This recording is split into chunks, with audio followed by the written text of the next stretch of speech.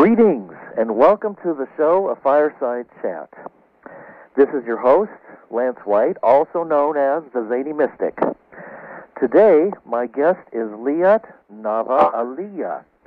Liat is known here at BBS Radio for her channel contributions called The Scroll of Light to the Spiritual Notebook. She is also a planetary grid master living in Cape Town, South Africa. She works closely with one of the cities of light, Andromeda, under the umbrella of the Galactic Federation. As a walk-in, she came here to assist humanity and the Earth in the ascension process.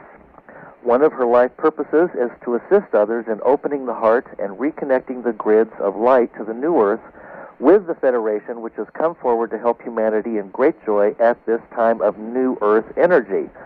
Well, that was a mouthful, wasn't it? So, let's welcome Liat to the show. I'm sure she's going to be more interesting than me. Hi, Liat. How are you? I'm very well, thank you. And you know? There's just a momentary delay between us, so just so that people know that we're not stalling. But there is a momentary lag because you do live in South Africa. I stumbled across your messages through another site, but I resonated to your writings and channel material so much that I knew you'd be great to have on the show, and then I discovered you've been posting things all along to our spiritual notebook. I guess we could start a little bit with your background and how you came in as a walk-in. Would you like to talk about that a little bit, or anything that you want to start with to give a preface to what you do? Well, I came in as a walk-in on the 8th of December 2005, which was actually quite a shock for me because, from an energetic point of view, I really, really felt the density of the Earth's energy at the time. And of course, I didn't know I was a walk-in at the time, and it took me about 10 months to figure it all out, and eventually I did.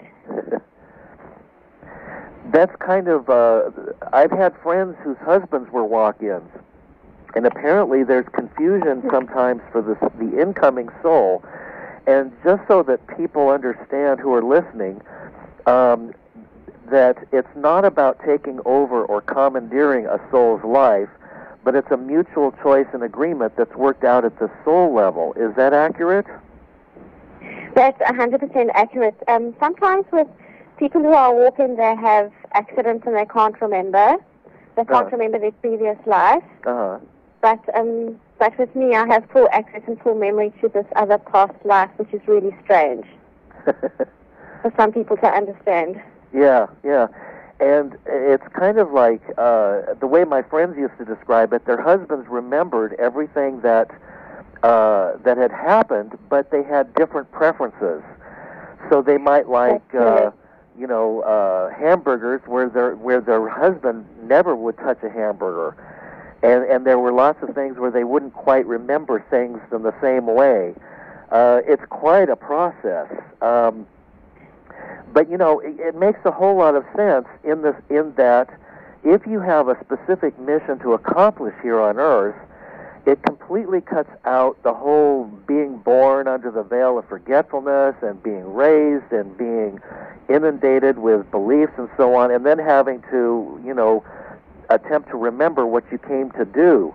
And so since there's mutual choice, it makes a lot of sense that you save, 20 years or so, and you can get right to what you're here to do. Does that make sense? That's actually what happened to me, because I came in and I started channeling immediately. There was no waiting. The City of Light Andromeda came to me straight away. And so this was all it wasn't frightening, but it was a sort of awakening in one day, and then being clairvoyant, clairsentient, and awake all in one go. It was actually I didn't know what had happened. Now, would you share a little bit about what you're here to do and what you've learned about your mission so far? I have come to help humanity with the ascension process. Okay. And I spent about 9 months channeling information until December last year, I looked at it all and thought, well, I've got to start doing ascension workshops to help people with the emotional issues, and that's an integral part of the awakening process. Is that you can't awaken without working through your emotional issues. So I designed some workshops around this, and I have currently 3 workshops now. Why are the emotional issues so crucial to awakening? Because the emotional issues, they sit in your energy field, not only like your mental body, your emotional body, your macabre, and your light body. And unless these issues are released and dealt with, there is no way that a person can awaken and open the heart at the same time without dealing with these issues. It becomes extremely painful to do so. Yeah, yeah. So Spirit is always guiding us to work through our emotions, and I call this onion layers. Just because you've worked with one layer of emotion doesn't mean that another one is going to come up from another past lifetime. So this is what we are here on. This is what we are here on Earth to do at present, is to clear all the emotional issues and our past lifetimes. And it doesn't necessarily, you don't necessarily have to know which lifetime it is from. You just have to take the issue and deal with that particular emotional issue. Well, that makes a lot of sense to me. In this maybe you could talk a little bit too about the ascension process. And I mean, surely there will be people who will not be dealing with their emotions prior to the ascension process. And I mean, what happens to them? Sorry, Lars. From what I can understand, those people not dealing with their emotional issues right now will be aided at the time of first contact, when first contact happens. Okay. And there will be the 144 cities of light are here to aid humanity in this process. And I think one of the last channelings I did was just to remind people to continue working through their emotions and not to leave it and not to ride the wave of ascension. Because the more work done now will really aid you greatly. And the work has to be done whether you do it now or whether you do it at the time of first contact or when the Great Awakening occurs. As far as you know, when is your time sense of first contact? When do you think that will occur? Well, for me, it's kind of, I'm very agitated because I can feel the energy of this first contact. It's very powerful. But I don't have any linear time sense as to when it's going to happen. Okay. Now, I did quite a few shows with Liara from Operation Terra, and according to her information and others, the ascension process will occur in waves. That there's something like 3 waves. Mm. That's 100% correct. Okay. And then what are the logistics of those waves? I mean, how it's like there's a first wave and a second wave and a third wave, but what does that mean to us who are, trying to piece all this together? Lance, from what I can understand from my communications would be the first wave of ascension would be at the time of first contact, and those should be most of the light workers. And then what's going to happen after that is those who have ascended will assist those in the second wave. Okay. And then together with the City of Light and the Beings of Light, the third wave with the masses of humanity. Because we're going to need a lot of help with this, really.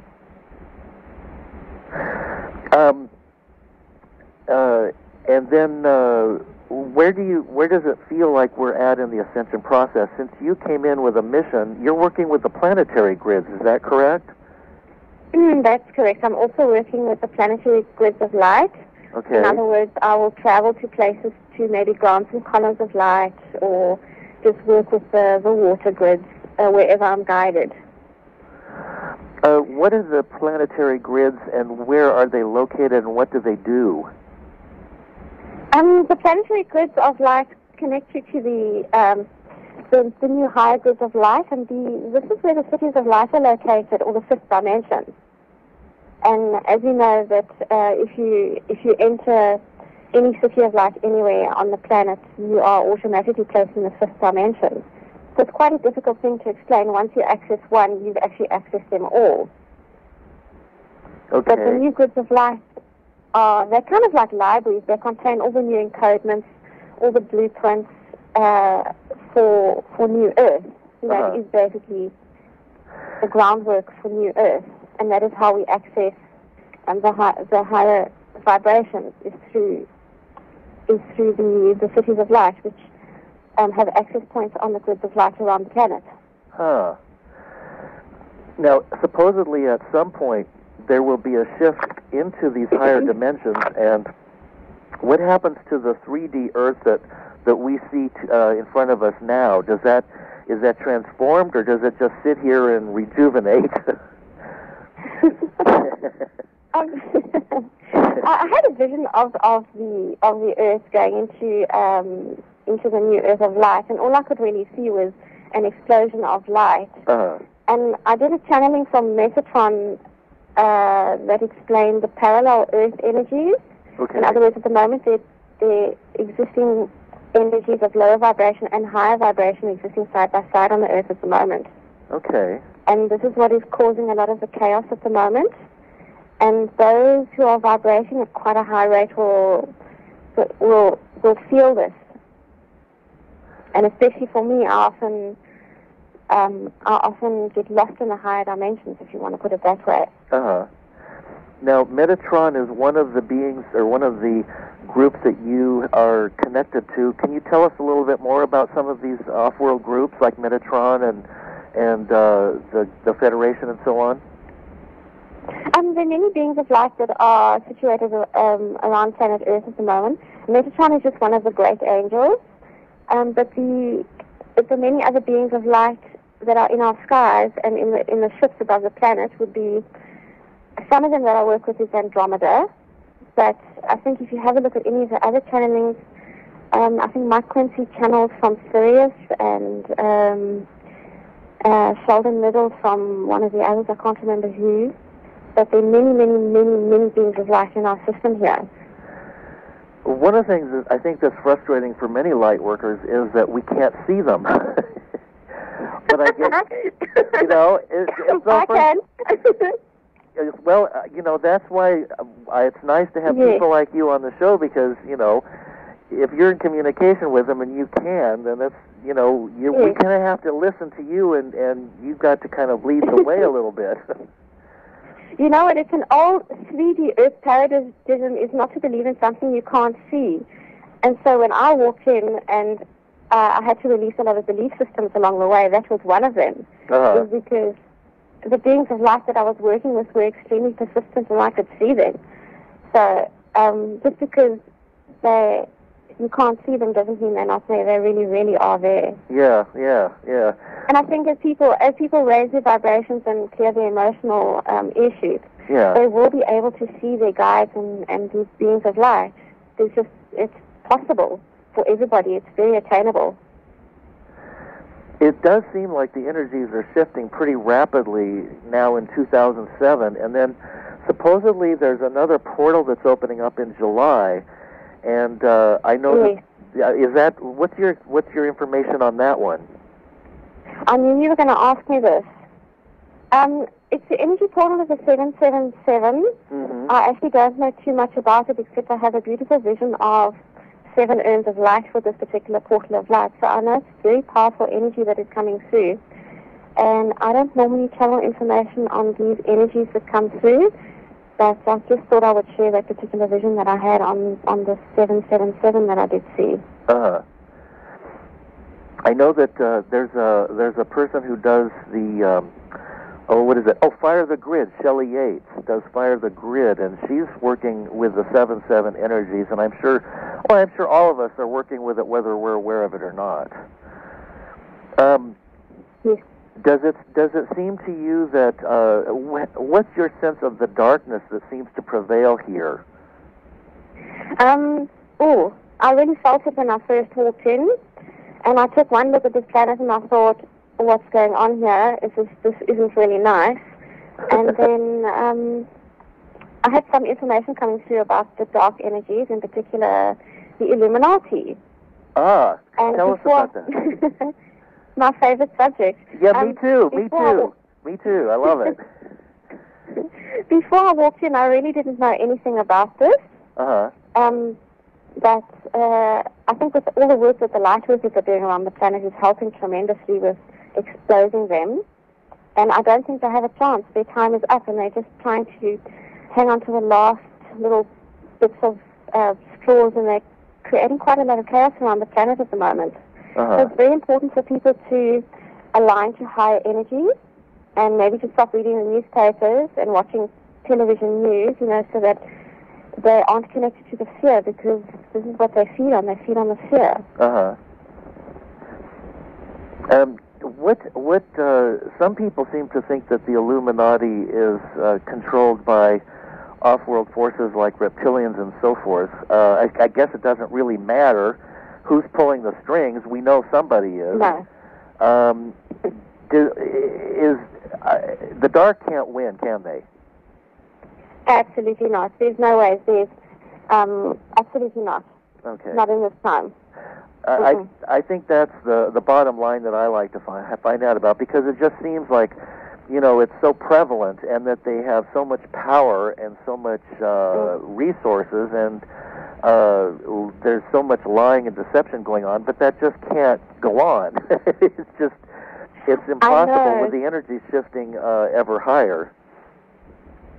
I know. I really feel the same. And when you look around you, yeah, and you look at the third-dimensional reality, it doesn't seem like anything is happening. Yeah, yeah. And I think this is where a lot of people are getting really disheartened. Yeah. But they must know that the Earth has a very, very positive outcome. Yeah, yeah. I was talking to Dawn earlier about photon power, and the photons are like light packets, and apparently the density of Earth is increasing in light. Does that resonate too with your information from your sources? Absolutely. The amount of light coming into the planet is phenomenal at present. Uh-huh. And this is why, I don't know if you can see the same thing where you are in the States, but there are so many people struggling with their emotional issues and with pain and with anger. Oh, yeah. And it's because of the light. It's because of the light coming into the planet that is bringing all this up. So the dark forces don't stand a chance. Everything's going to come to light. Yeah, yeah. Is it your sense that everyone here on the planet has come to experience this shift in consciousness or awareness? Absolutely. Everybody who's on the planet at present made that choice before they came. Yeah, yeah. And it's really up to them how they want to play it out and what they want to do with their lives and however it's going to go. It's about free will and choice. Yeah, yeah, that makes a lot of sense to me. And it seems like some people will choose to pretend like they don't know that they're here for that, but on a soul level, we know, right? That's 100% correct. Yeah, exactly. And it seems, too, that we choose... I've had a couple of guests who have indicated that that we choose our soul contracts. In other words, it might be something that we choose to have a car accident or cancer, or for somebody who, just unusual things happen to us, and that all these things are chosen at the soul level before we come here. Is that your sense of it too? That is correct. That is called your blueprint. But now there's a new thing happening with the new Earth, is that you have a choice now on how you want to manifest your life. There's a lot of people still stuck in victimhood on the planet, and this is not necessary. Your life now is how you choose to live it, and this is why, if you have a look at my website, one of the little boxes that come up is your passion. It's very important to connect with your passion in life, because your passion is very closely connected to your soul mission. And there's no reason for disease and for misfortune in your life now. It's what you actually want to manifest in your life. So, in a sense, we're moving out of an old paradigm and from karmic issues and repetitive recurrence, and we're moving into the new, which is the ability to override whatever old soul contracts we had, and we can create new realities based on our passions and our love, and our loves. That's correct, and that is happening now. Okay. Yeah, that's what I thought. That's what I thought. And I know for myself, sometimes I get caught up in the old energies, and it's shifting. This shifting back and forth can be confusing at times. It's very confusing because I still have to earn money, and I still have to work in a 3D reality. It's very difficult for me to know what I know and to teach what I teach, and then try and empower others to heal themselves, and then still go to work the next day and work. Yeah. It's not easy. Absolutely. I know that I couldn't be here now and hold down a full-time job. I couldn't, and deal with normal quote-unquote realities that people are generally concerned about and rushing around with their cell phones glued to their heads. I know. It just, that sometimes this planet seems so dense and dull and stupid. And I say that in the nicest. I say that in the nicest of ways. Let's see. One of the things that I know a friend of mine is concerned about is being left behind, but there's no such thing as being left behind. Oh no, Lance! It's all about your intent. If you want to go, you're going to go. Yeah. It's wonderful. That's all I love it is. that. Your intent. One of the things my guides are constantly reminding me about is watching your thoughts and how they create. Yes.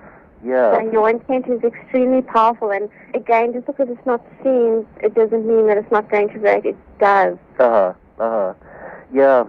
That's. I would say that in addition to working on the emotions, that we also are learning how to work on our thoughts because they manifest as reality faster and faster. Mm-hmm. What is the significance of 2012 for you? 2012 is there like a galactic alignment or something? One of those 100 billion year galactic alignment things coming around again?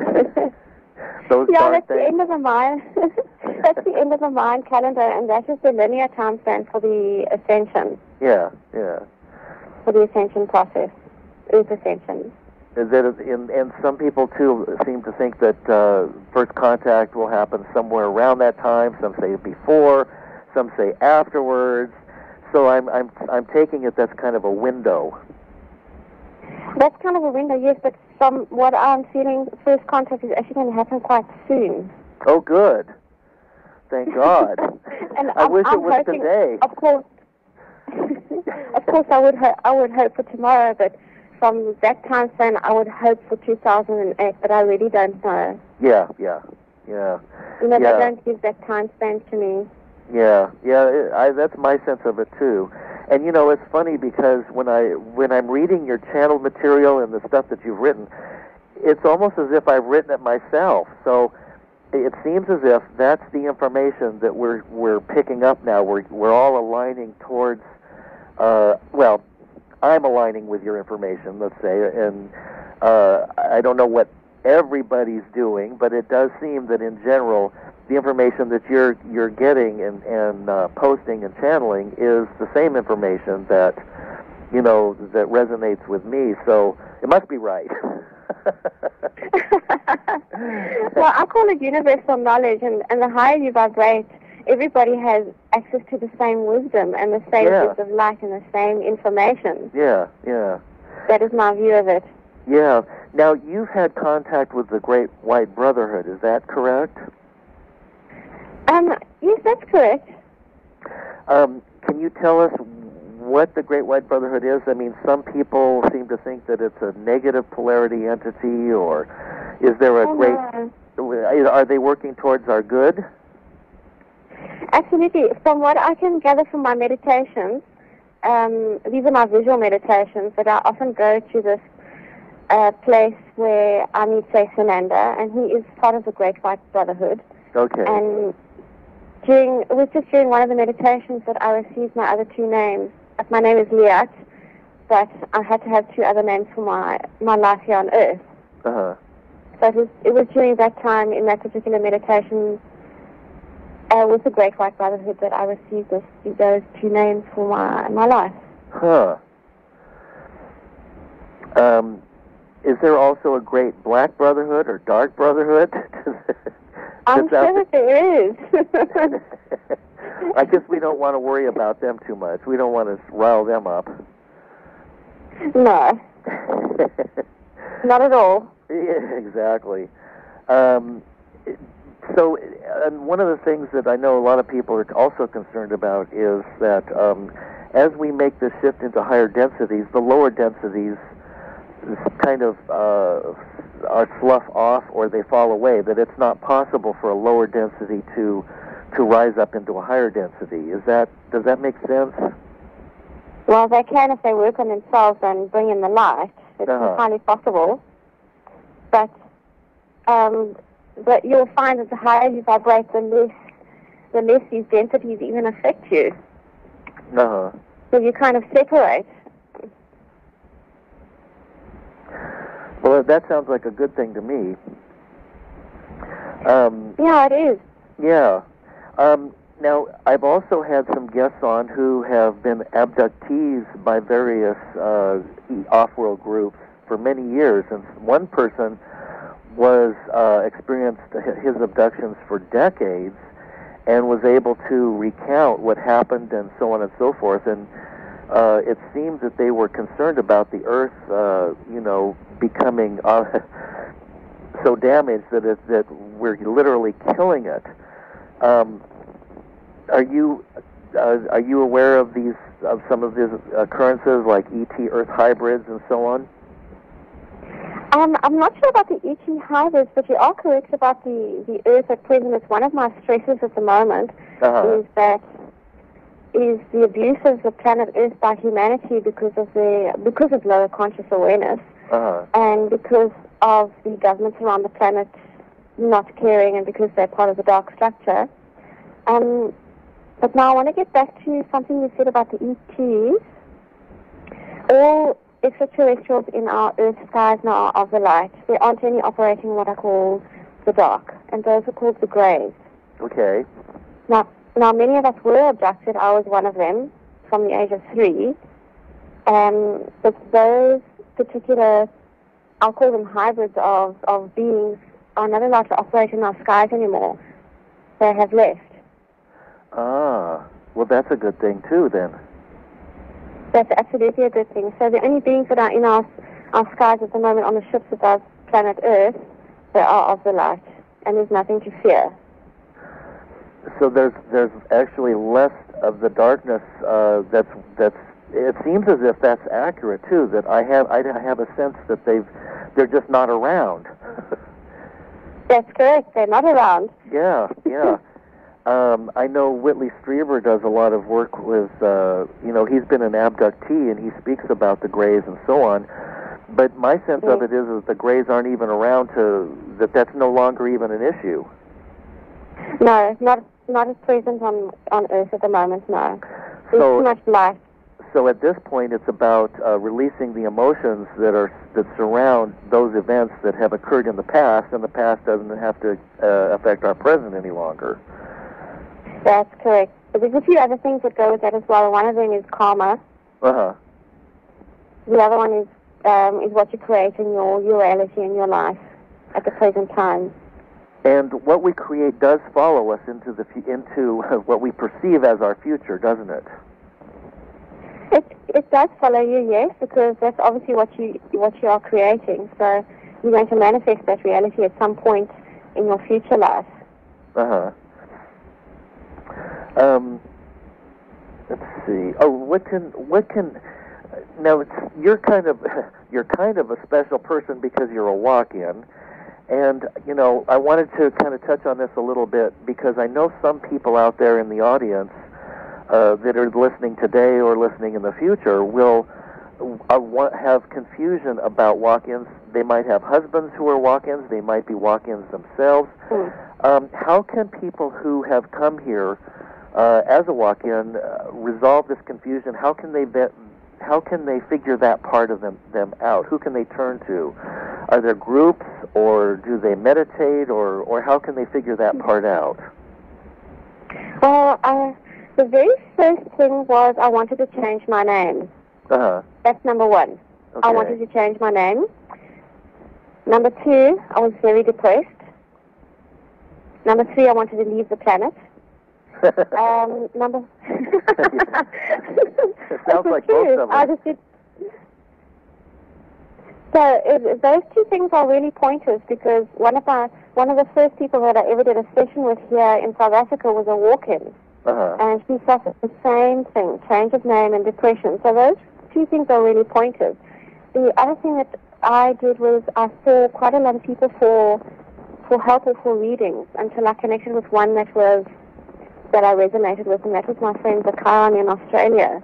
And he really helped me, with the final bit that I was a walk-in. And then I kind of settled down and got really on with my mission. Huh.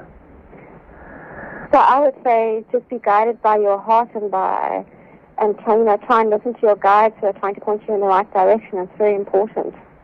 And you mentioned working with your guides. Is there like angelic assistants too? Would you call them angels or beings of light? What some people call them angels and guides. What's your experience with being guided from the other side? Oh, I love them. I spend all my time in the 5th dimension. I'm there and here at the same time. I'm never without contact with any one of my guides or some of them. I absolutely love them. And I love having contact with them. So you can call them. It doesn't really matter what you call them as long as your intent is there to connect with them. Yeah. That's the most important thing. Yeah, that makes sense. For me, it's not quite so. I don't have names and actual visions of them, but I do know that they're there. Yes. And what I do. Go ahead. Lance, what I do is, if I'm worried about something or if I'm not sure I'm on the right track, I always ask them to give me feathers. And so they place physical feathers in my pathway. To give me a sign that I'm on the right track. So people out there can do the same. It's actually quite a nice thing to do. Do you find that synchronicity is a way that you are validated that you're on the right path, or you just know intuitively that you always are on the right path? Synchronicity is a very important pointer. Like you, I don't wear a watch, so I find linear time quite stressful, so I don't really want to be part of it, but I kind of always find that I'm in the right place at the right time, and I make connections with the right people. So that's synchronicity. So that is one of the pointers that you're on the right track as well.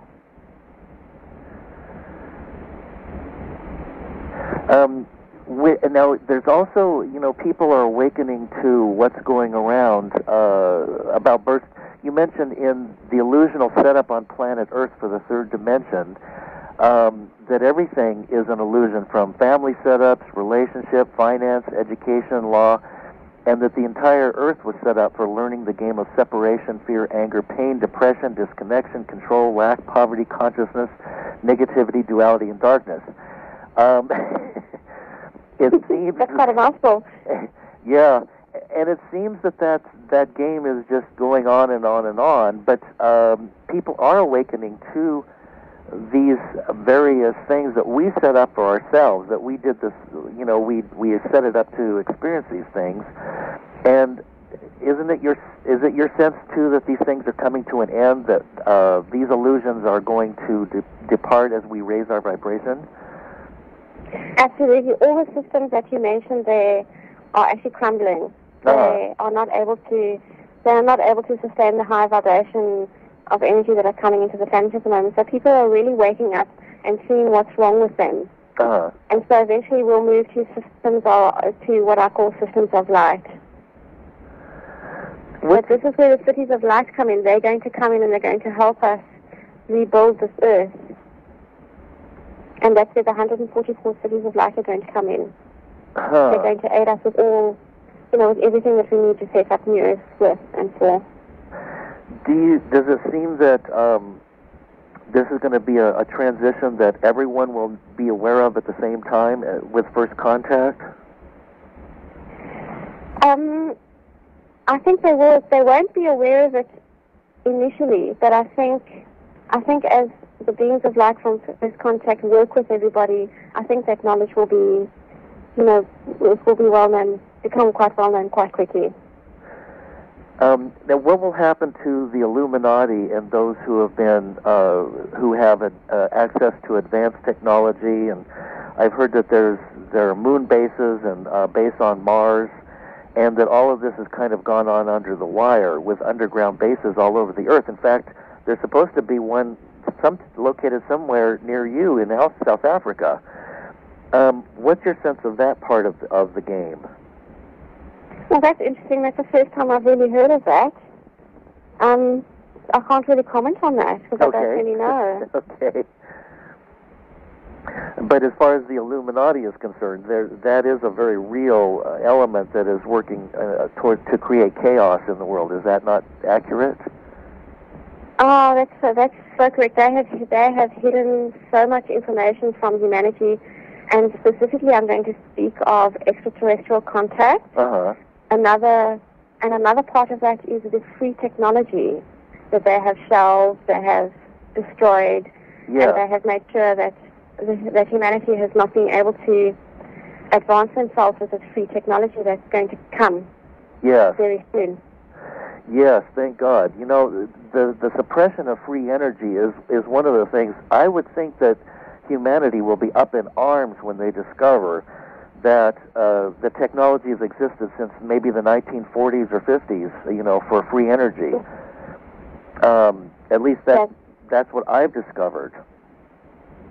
That's 100% correct. From what I channeled, they said that this free energy technology was available more than 50 to 60 years ago. That's right. That's right. So, and what's even more disturbing is that they're trying now to that the Congress and the Senate are trying to pass bills that coal is going to become the new thing. I mean, it just seems to go from bad to worse. This gridlock on oil energy and on electricity, and now they're trying to shove coal down our throats as if coal mining is going to save us. I mean, that's just despicable. Oh, it's absolutely despicable. But luckily, there are enough people awake around the planet who can, who see this. Yeah. And they say, no, this is not what we want, and they shine more light on it. So it's really a good thing. They're just clutching at straws. Yeah, exactly. And then, all this business about converting to, biofuels, of corn fuels. I mean, it's pathetic. It's just pathetic. It's just next they'll be saying something like, well, we have to convert human beings into energy, so we need to grind you up in a meat grinder, and that's our next plan, well, they had a plan for mass elimination of a human being on the planet anyway, and I'm talking about the dark, the Illuminati. Yeah. That's absolutely despicable. But yes, I think with first contact, we'll get all the free technology and the aid that we need, and also to clean up the planet at the same time. Are you everybody from the control systems? Are you familiar with the chemtrails that are being sprayed all over the globe right now? I'm familiar with the term, and I'm also very familiar that they are trying to do it. Yeah, it seems that they're not being allowed.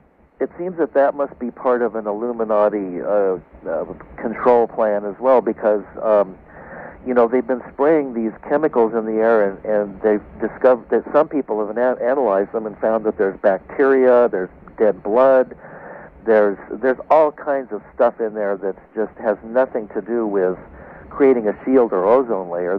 There's a lot of horrible stuff in there, and that this has to do with the part of the plan to control and eliminate, great sections of the population. I just don't think that that's going to be allowed to happen. No, it actually isn't. I believe that the Galactic Federation pick up these chemtrails as soon as they are released. That's what I believe. I don't believe that they're allowed to release these horrible things onto humanity. Not now. And of course, there's genetically modified food that seems to be cropping up now in things. And one of the things I noticed that you were able to swim with the dolphins. You wrote a piece on that. Can you talk about what that's like and what the dolphins feel like to you? Are they in truth a higher level of being than what we're accustomed to? I mean, are they here to help us? Oh yes, if you connect with a dolphin, it's like I felt I was home. I went to Mozambique in September last year with my daughter to specifically go and swim with the dolphins. And I had the most amazing experiences with them. And it's very difficult to describe other than it's just an overwhelming sense of light and vibration and sacred geometry and connection. They kind of help you remember home. And the whales are kind of interconnected with the dolphins, are they not? Absolutely, they are. They're part of the same. They're part of the same system. I can't. It seems really sad when I hear about the Japanese, going out and doing whale, hunting for whales. That they sell whale meat. And it just seems like such a travesty that the whales, which are sentient beings, are being trapped and killed for food. And the dolphins get caught in the nets too, I think, don't they? They do. It's absolutely despicable. But the good thing is that the more that you raise your vibrations, the less meat you're going to eat. Well, that makes a lot of sense. What is happening with linear time? Can you talk a little bit about the idea that time is changing as we get closer to 2012? Absolutely. I don't know if you've been feeling a rapid increase in the speed up of time over the last few years, and that everything feels like it's really moving really, really fast. Yeah. It does. Because now we're coming. Yeah. We're coming to the point of no time where there isn't going to be any time. That's really funny because I had Celia Fenn on last week, and she's also in South Africa. This seems to be the South Africa show now. And she mentioned the same thing, that, we're moving into no time. And, some people consider that like a physical death, but it's actually that, it's an improvement, that this linear time where one thing happens and we're stuck in this sequential repetition of events is going to change, and we will have access to all time. Or now time. That's 100% correct. Yeah, that's right. Yeah. It's like I channel 3 different types of healing chambers, and I always tell people is that when you go to the City of Light, Andromeda, is that you request to go to all 3 at the same time, and they often sit there and look at me, and I'm trying to explain that it's this dimension you are able to do that, all 3 all at the same time. It's very possible. Do you ever connect to the Pleiadian energies as well? I actually haven't, only dolphins. Okay. What is life in South Africa like? I didn't get a chance to talk to Celia too much about that, but is South Africa like living in any other city, or do you get to travel outside of your area, and what is the general feeling there? I've actually just come back from Australia. Oh, okay.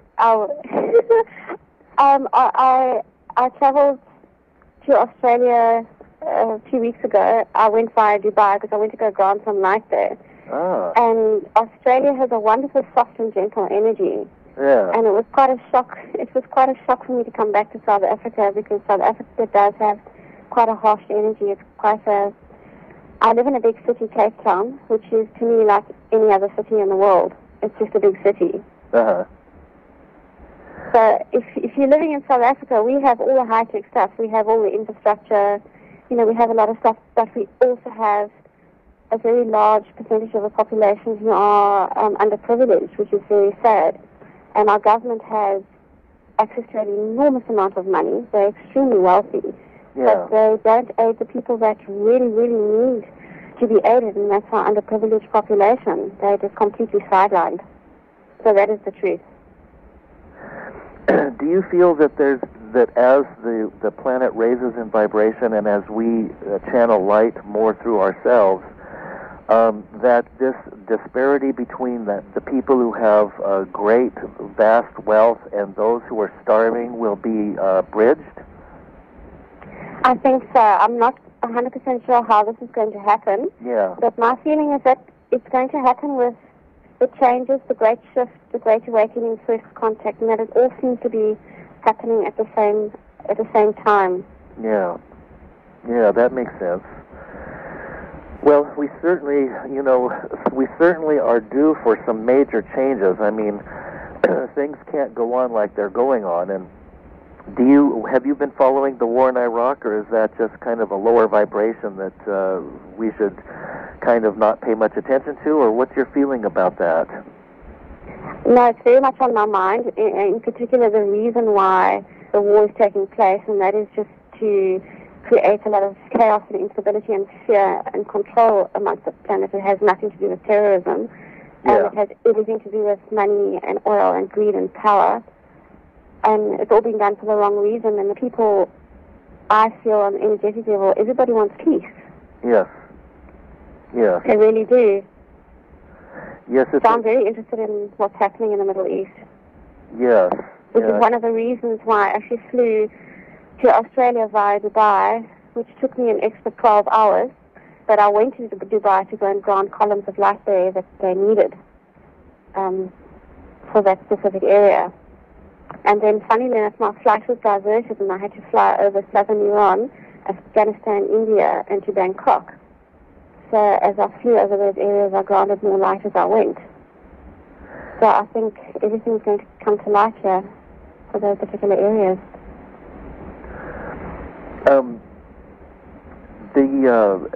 You mentioned some in one of your pieces about the kids, the new kids that are. You didn't mention the word indigo, I don't think, or crystal, but it was kind of implied. Are all the kids being born connected to a higher dimensional frequency now, or are they? It seems like they have a greater access to those energies. Is that your sense of things too? Oh, Lance, I have an indigo child who's 9. Oh, good. They are really, really awake. Yeah. And in tune with the higher dimensions. They will speak of things, and they will impart great wisdom to adults who have closed ears. But with the crystal children, they are born already awake, so they don't have to go through this awakening process that we have to go through, which is quite painful. They are already wide awake. So what might have taken some of us, a lifetime to, quote, achieve, unquote, as adult indigos, happens for them. They're coming in already with that awareness and that knowledge, and so they can just hit the ground running, so to speak. Yes, that's 100% correct. Okay. And they also ground a lot of light for the planet. Wow. Well, it took me quite a long time, and I would say many years of alcoholism and drug abuse, and so on and so forth, to transform, and finally realize that there were other possibilities that had to do with light and awakening. So, but I'm having a little bit of fun with it now. It's getting to be more interesting. But it seems like it would have been a lot easier if I could have just hit the ground running like the kids are today. Yes. Exactly. But I can hardly imagine what it's like for somebody to walk into this mess and just feel the density and the darkness and all the... it must have been horrific for you. It was very difficult. Yeah. It was really difficult, but I think, from what I can see, I'm in a place now where I'm very comfortable. Mm-hmm. The more light that comes into the planet, I'm really more comfortable with it. Uh-huh. And because I have already been through the awakening process, and because I've already integrated, yeah, I can really relate to people who come to me for workshops, who need the aid. Yeah. I can understand their process because I've already been there and done that. Yeah. I think it's really important for people to realize that there is such a thing as a soul that walks in, and it's becoming more accessible. This information about walk-ins and people who have come here to help, which is a great service to humanity, really, is becoming more accepted. And, there might have been a time 5 or 6 years ago when people wouldn't even consider these possibilities, but I think it's really important, as you are showing and demonstrating, that there are other ways of being and that you're actually here to help the planet to ascend. So it's like, it's happening. It is happening. It's a very real thing that's going on, and ascension is a process that we are all involved in, whether we want to be or not. What would you advise for people to do who are just awakening today? How would you suggest that they begin, working with these energies? Oh, wow. I've actually written 10 things down. So I'll start with the most important things, and that is, number one, to align yourself to the higher goods of light and higher vibrations at all times. Number two, work through your emotional issues and the onion layers that come up. Number three, listen to your inner guidance, very important. And that will be from what your heart is telling you. Number four, connect with your guide team. Number five, work at your guided pace. Number six, embrace the changes that come. Number seven, watch your thought process. Number eight, release yourself from karma. Number nine, walk away from drama and create harmony in your life. Number 10, request chambers of healing every night. Well, that sounds good to me. Now, you do some workshops and things, don't you? You offer workshops, or you work with people individually. Is that which one is that? Is that accurate?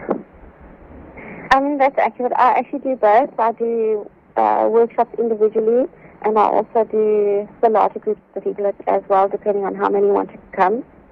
I did some very nice ones in Australia while I was there, and continue doing those here in Cape Town while I'm here as well, and wherever else. If anybody wants me to fly over, I will do a workshop in a different country. I'm not limited to country. Would you make sure that people know how they can reach your website and how they can get a hold of you too, so that they can find out more? What's your website address? My website address is www.abouttheheart.org.za. Okay. And also, I put up your biography in the. I'm starting to have a little bit of a moment here. I put up your bio at the BBS, that's it, BBS Radio website. I knew that there was something there I was supposed to say.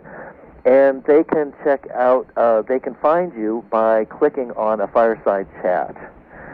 And you've written some wonderful pieces. In fact, I have several groups that I moderate in one of my own group. And I've copied and pasted some of your writings to send to my own group because I thought they were so excellent. And, of course, they can access some of your writings on our spiritual notebook here at BBS Radio as well. Is there anything that you'd like to share with the audience before we have to sign off? Yes, there actually is. I would highly recommend. There is one activation on my website that is really, really relevant for now. And that is the one on connecting to the higher grids of light, disconnecting from the third and fourth dimensional lower vibrational matrices and connecting yourself to the higher grids of light.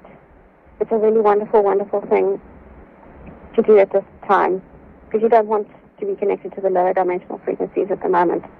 They call everybody in. So I would highly recommend that. And can you repeat the name of that activation that's on your site? It's called disconnecting from the third and fourth dimensional matrices, okay, and connecting to the higher grids of light. Oh, wonderful, wonderful. And just so that everybody knows where your website is again, it's www.abouttheheart.org, ZA. That's correct. Wonderful.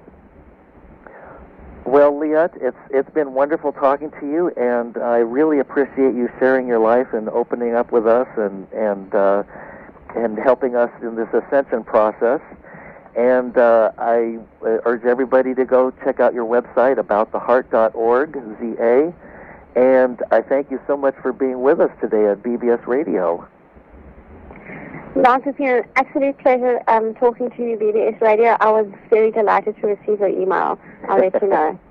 Wonderful. Well, I wish you all the best, and thank you again for being with us, and many blessings. Thank you so much, and to you, Baruch Hashem. Okay. Bye-bye, everybody. Bye-bye.